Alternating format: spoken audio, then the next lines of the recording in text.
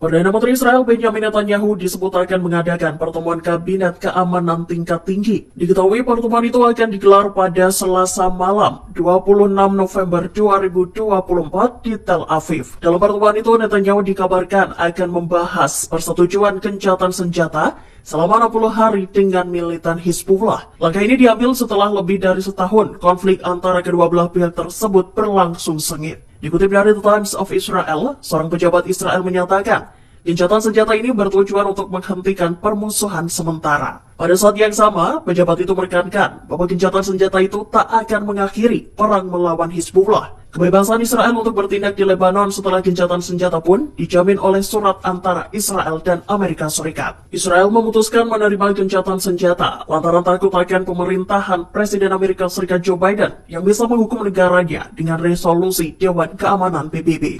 Seberapa banyak saudara, ada berapa orang saudara yang dulu pernah menganggap Yesus itu murahan, Yesus itu tidak ada nilainya, Yesus itu ya bukan Tuhan saya, Yesus itu ya tidak ada berguna bagi saya. Berjalannya waktu satu persatu saudara bisa mengalami Tuhan dan bisa mengimani bahwa Yesus itu adalah Tuhan yang sangat bernilai bagi saudara. Berikan sorak-sorai buat Tuhan Yesus. Haleluya. Haleluya. Dan saya juga dulu begitu. Saya anggap Yesus itu tidak berguna buat saya. Tidak ada artinya. Ya, buat apa Yesus? Apa gunanya buat saya? Apa artinya buat saya? Tapi ketika Yesus menjumpai saya secara pribadi tahun 1996 di penjara Cipinang, di situ saya baru berkata, Yesus, aku percaya Engkau Tuhan Allahku. Haleluya. Engkau mahal bagiku. Amin. Haleluya. Jadi sekarang saudara, ya, saya tidak akan tukarkan Yesus dengan apapun. Ya, saya ngomong di hadapan Tuhan, di hadapan istri dan tim yang saya bawa. Saya tidak akan mau tukarkan Yesus dengan apapun. Haleluya. Haleluya. Sekalipun seisi dunia ini diberikan kepada saya disuruh menukar Yesus, saya disuruh meninggalkan Tuhan Yesus, saya lebih memilih ikut Yesus walaupun saya tidak punya apa-apa, asal saya punya Yesus. Haleluya. Karena saya tahu kalau saya punya apa-apa tapi saya tidak memiliki Yesus, saya binasa. Tapi kalau saya punya Yesus, sekalipun saya tidak punya apa-apa, saya bisa berdoa kepada Dia, dan Dia Allah yang hidup, yang maha kuasa, yang sanggup menolong saya, yang sanggup memberikan apa yang saya perlukan, apa yang saya butuhkan. Haleluya. Haleluya. Makanya Alkitab bilang, sebab ada tertulis dalam kitab suci, sesungguhnya aku meletakkan di Sion sebuah batu yang terpilih. Ya. Oh ya, tadi dari Kisah 4 dulu ya. Ya. Ya, Yesus adalah batu yang dibuang oleh tukang-tukang bangunan, yaitu kamu sendiri. Namun ia telah menjadi batu penjuru. Haleluya. Haleluya. Saudara, saya sering ngomong sama orang-orang, siapa saja dia ya, saya tidak peduli siapa dia. Tapi saya menemukan banyak orang-orang yang mengatakan, buat apa lu ikut Yesus? Apa untungnya ikut Yesus? Ya, emang lu kalau percaya Yesus, ikut Yesus, lu memang hidupmu jadi kaya. Memang kalau lu percaya Yesus, ikut Yesus, hidupmu tidak ada masalah.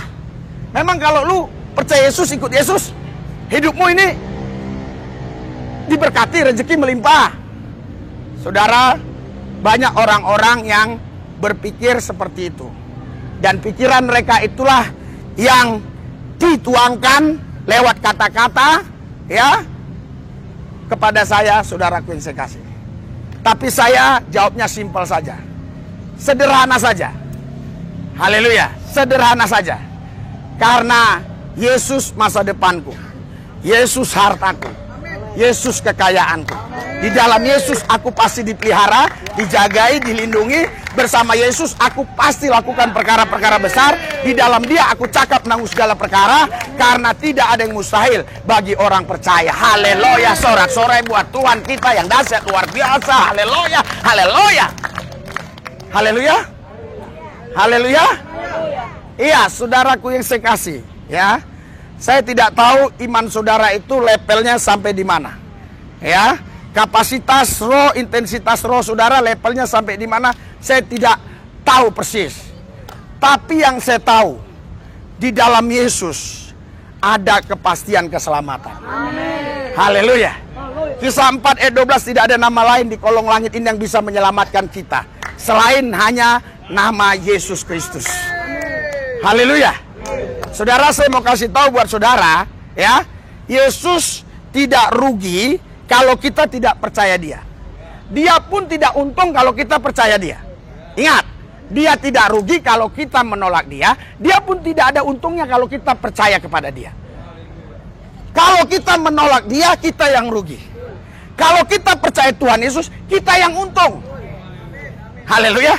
Sama seperti kita memuji menyembah Tuhan tadi, saudara, itu sebenarnya bukan menyenangkan Tuhan. Tuhan tetap senang. Tuhan Raja bahagia. Sekalipun semua orang ini menghina Dia, sekalipun 8 miliar penduduk dunia ini menghina Yesus, memfitnah Yesus, mengejek Yesus, Yesus tetap bahagia. Haleluya. Haleluya. Karena Dia Raja bahagia. Iya. Jadi saudaraku yang saya kasih, tidak ada untung dan ruginya bagi Yesus. Kalau orang mau membenci Dia, mau menolak Dia, mau percaya kepada Dia, justru yang diuntungkan adalah kita yang bisa percaya bahwa Yesus adalah satu-satunya Tuhan dan satu-satunya juru selamat kita. Haleluya. Haleluya. Yang untung saudara. Makanya saudara, Paulus sadar itu. Siapa yang gak kenal Paulus? Paulus ini saudara, ini dulu pemimpin agama Yahudi. Ya, dari Sanhedrin. Dia ini sekolah di Gamaliel, orang pangkat. Dan dia saudaraku yang saya kasih, dia juga orang yang sangat pintar, cerdas, berpendidikan. Tapi saudara, dia kejam terhadap pengikut Kristus. Dulu belum ada istilah agama. Yang ada adalah Kristianos, pengikut Kristus. Dia sangat kejam. Dia ingin bunuh semua pengikut Kristus. Tapi waktu dia jalan ke Damsyik, saudara, ya, dia mau bunuh pengikut Yesus. Dia bersama rombongan. Dia mendengar suara, "Saulus, Saulus, kenapa engkau aniaya aku?" Haleluya. Padahal saudara, selama hidupnya Saulus ini atau Paulus, sebelum dia jadi Paulus namanya Saulus, selama hidupnya ini belum pernah berjumpa langsung dengan Yesus secara fisik. Kapan pula si Saulus ini menghina Yesus? Kapan pula si Saulus ini menganiaya Yesus? Kapan? Haleluya. Haleluya. Yesus berkata, "Saulus, Saulus, ya, engkau sudah menganiaya aku." Apa maksudnya? Siapapun dia yang menganiaya umat Tuhan Yesus, dia sama dengan menganiaya Yesus. Itu sebabnya Anda tidak usah balas. Biar Tuhan yang balas. Haleluya. Haleluya. Pelayanan di tempat ini bukan gampang, bukan mudah, penuh resiko, perlu mental baja. Karena intimidasi, gertak-gertak sambal itu pasti ada. Ya, kalau orang yang tidak mental baja, dia nggak mungkin bisa, saudara. Ya, tetapi saudaraku yang saya kasih, ya, semua itu, saudara, saya lakukan karena saya tahu ikut Yesus mati pun untung. Haleluya.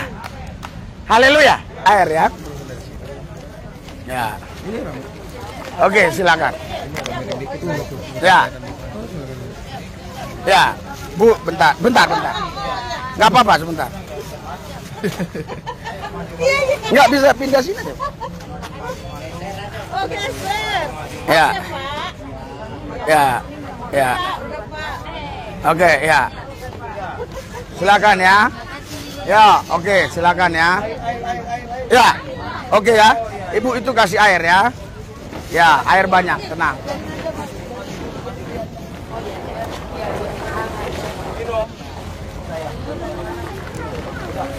Ya. Ya, Salim. Ya. Iya, itu bisa. Ya. Oh, udah ada yang bagi. Oke. Jangan rebut-rebutan, pasti cukup ya. Yang udah kemari tolong ya. Supaya jangan ini. Tunggu di situ ya. Mamanya tunggu di situ. Ya, supaya jangan apa? Sini aja, Bu. Sini, ya. Kalau udah di sana ibu mau berhenti di mana terserah ya. Yang penting sudah tidak berkumpul di sini ya. Belum dapat air? Benar. Oh ya, ini nih air. Oke ya, sudah ya, sana ya. Udah deh, sana deh. Iya. Ada susu nggak? Nggak ada. Kayaknya nggak ada anak kecil. Ya, emang ada susu mah. Ya udah nanti jangan dibilang. Dibisikin aja dia. Hah? Iya, bisikin aja siapa yang mau kau kasih. Nah, mana yang mana? Hah? Mana yang mana? Yang mana belum dapat? Nanti di foto. Ini foto. Mana lagi satu lagi? Ya, oke Pak ya. Oke, ya, Tuhan berkati.